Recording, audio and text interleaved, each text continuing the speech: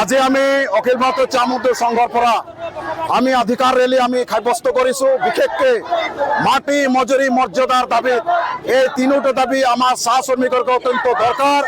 আমাক কোনো ধৰণৰ মিঠাতেল চেনি চাহপাত এইবিলাক নালাগে। আমাক মাটি মজুৰি মৰ্যাদাৰ এই তিনিটা দাবীৰ ভিত্তিত আমাক দাবী লাগে। আৰু বিজেপি চৰকাৰে প্ৰতিশ্ৰুতি দিয়াৰ কাৰণেই বিজেপি চৰকাৰক আমি গাদ্দিত আনিছিলোঁ, চাহ শ্ৰমিকসকলে আনিছে, সেইটো পাহৰি যাব নালাগে। আৰু মুখ্যমন্ত্ৰী ইতিমধ্যে ভেটি মাটিৰ পাট্টা দিয়াৰ কথাটো কৈছে, আমাৰ বিশ্বাস হোৱা নাই। কাৰণ তেওঁলোকে 351 টকা মজুৰি দিয়াৰ কথাটো তেওঁলোকে ঘোষণা কৰিছিল, চৰকাৰী জাননী জাৰি কৰিছিল, কিন্তু আজিলৈকে চাহ শ্ৰমিকসকলক 351 টকা মজুৰি দিয়া নহ'ল।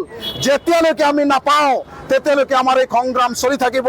আৰু আজি পুনৰ আমি ৰাঙাপাৰা চহৰৰ পৰা সকলো অসমৰ চাহ শ্ৰমিক ৰাইজক আমি আহ্বান জনাব বিচাৰিছোঁ যে এই চৰকাৰৰ ওপৰত বিশ্বাস নকৰিব। আপোনাৰ যি সংগ্ৰাম, মাটি মজুৰিৰ যি সংগ্ৰাম, এই সংগ্ৰাম প্ৰত্যেকটা চাহ শ্ৰমিকৰ ঘৰৰ পৰা এইটো আৰু তীব্ৰতৰ কৰাৰ কাৰণে আমি আহ্বান জনাইছোঁ।